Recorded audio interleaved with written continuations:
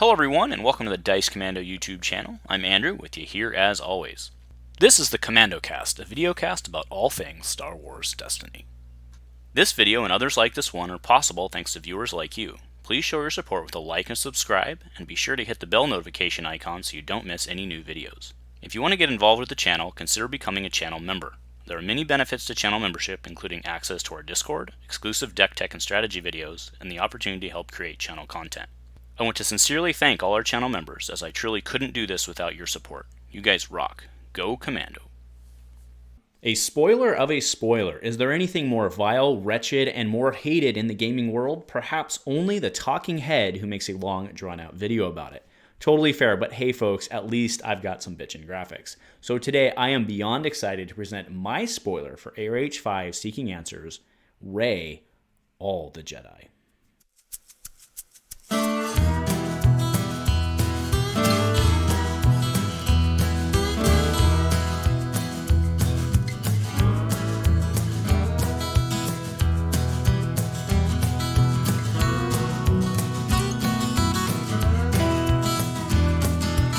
She's not one of the Jedi, she's not two of the Jedi, she's all the effing Jedi.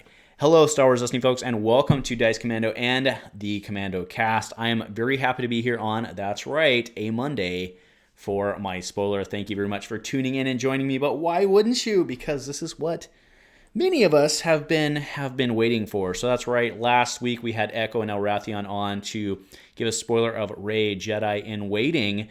And, you go through that, and let's not go through her, because you already know she's got a flippy flip side. And we were left waiting to figure out what that would be. And I have the honor of presenting that. So without further ado, we have Rey, All the effing Jedi. It should actually stay that on right there. So Rey, All the Jedi, she is a 21-29. The cheese stands alone, ladies and gentlemen, with 18 health, 2 melee, 3 melee, 2 focus, 2 shield, 2 resource, that's no blanks. Character Jedi. She's finally a Jedi, folks. After you activate this character, roll a set aside Luke Awakenings 35 into your pool. If this character is elite, roll a set aside Leia Organa RDM 39 into your pool. Power action. Resolve one of this character's character dice to heal damage from this character equal to the value showing on that die. So I do just want to point out, there's a lot going on here, but I do want to point out from that power action standpoint, it has to be one of this character's character dice. The roll and die do not count, even though they come from this character. In the strictest sense, they are not associated character die, right? So it has to be the 2, the 2, the 3, the 2, or the 2, or the other 2. I might have said too many 2s. Too many 2s? I don't know. This chick's awesome, dude. The one thing I do want to point out, right, is that she is 29, which means that she cannot play with the forms plot. That's probably by design, because that would be disgusting, right? That would be right, she's a 4 dice start. That would be a 5 dice start on a big bad that has healing capability. Built-in healing capability. All you got to do is not get removed. Wow, right? So yeah, I mean, this is she's awesome, right? I mean, there's so many things about this. I mean, you guys are already theory crafting in the back of your heads and not even listening to me right now, which is completely fair. But the coolest thing about a big bad like this, or big good, I guess a big good. But either way, the coolest thing about a big character like this, you don't need to worry about replay, right? So your abilities automatically come in. I mean, a lot of the really cool stuff are your forms.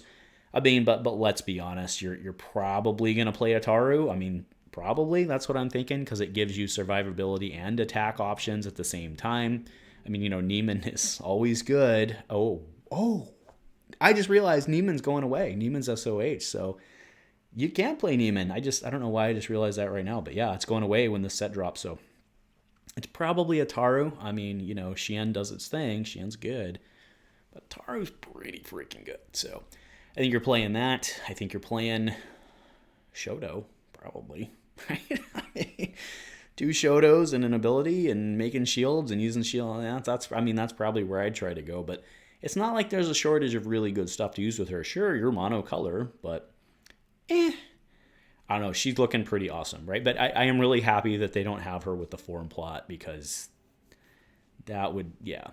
Yeah, so I think 29's right. So Echo did point out to me, he's like, the 21, 29 was really weird in being, is her die really worth 8 points? No.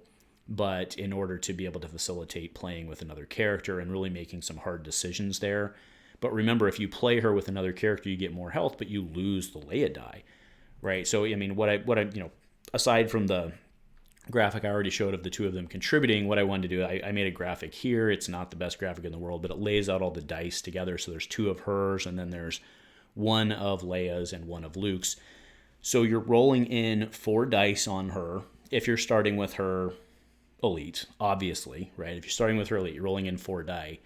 So you have 2 50% damage with 2 focus. You have Leia's die, which is shields, it's damage and protection and money. And then you have Luke's die, which, let's be honest, the Awakening's Luke die is not great in the grand scheme of the world anymore, but it kind of fits right in. So, I mean, just, I thought it was really valuable to look at. I thought this graphic was really valuable for me to visualize what you're rolling out, right? You're rolling out sticks, focus, shields, and money. That's what you're rolling out. There's not much else. That's kind of good, right? It's kind of what you want. It's kind of what you're after in the world. And then maybe you throw some specials in there because your shields, when you have to unfortunately resolve them as you're taking damage, becomes fuel for your fire on a Taru. And I don't know, man. This is really good. So the 29 puts her obviously with 1 point in 1 point plot range. Will we get other 1 point plots? Completely feasible. I mean, otherwise you're just stuck with the transformation plot, right? Which has seen plenty of plays through the years because it gives you your dice back. There's also dice out there that let you re-roll in when you're removed as a blue. She's awesome. So I expect to see a lot of her played opening weekend. We'll see about. I mean, I was very excited about Black Kirstan, but when I put the 2 of them side by side, I think if you're going to play the single die character, I mean, I think she's better. Like, he's got more health, but like the built-in healing, I think, is really strong over the course of a game, right? And if you're doing the blue hero thing and you're making shields, you're going to be given more options in which to heal, right? So, I mean, this is very, very, very exciting. And I expect to see a lot of different builds on her because you have a lot of different ways to go, right? Because she can only pack 3 upgrades, right?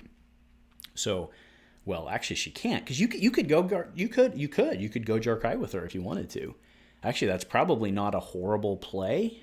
I mean, I think trying to keep her alive is probably better, and just kind of stay alive and whittle down. Because remember, it's not remove a die to heal. It's you resolve it and then heal at the same time. So like you smack them for 3 and heal for 3.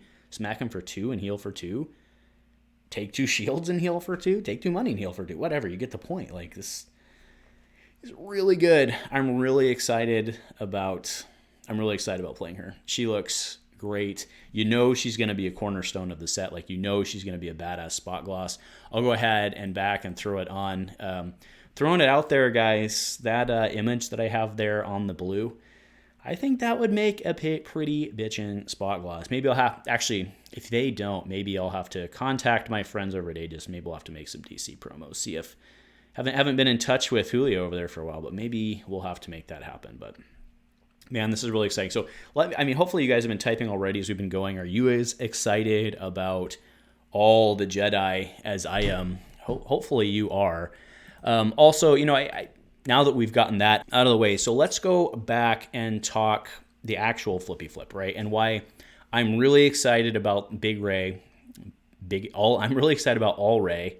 There we go, All Ray. I kind of like that. I'm excited about All Ray. I'm not excited about the A-side Ray, because I think she's, again, I'm sure there's going to be some reprints. I'm sure a lot of, not reprints, what I call Echoes of Destiny. I'm sure there'll be some changes there to where more of the Force Ghosts will come back. But by and large, I think she's really hard to flip. So I don't know. Maybe I'll be wrong on that. Maybe someone will figure out a plan there. But 13 health's not as much as it used to be, right? So I think she's really hard to flip. So I think you just kind of start with Big Ray and just go to town. But because it's like it's kind of an aggro blue.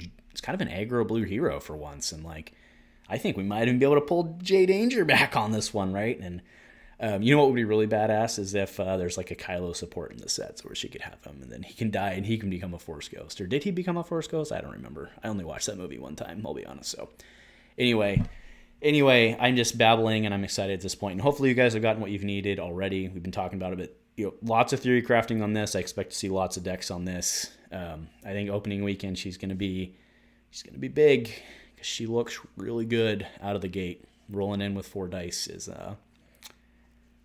pretty good, and they're 4 good dice. So anyway, folks, that'll do it for me today. Thank you very much for listening to me bumble and being excited about this, but hopefully that gets you excited too, right? That's what I hope. So anyway, folks, thank you for joining me on this Destiny Monday, apparently. But hey, it's spoiler season. We're coming hard and fast, right? And that's the way it goes. So I will be back multiple times this week covering spoilers as they come out.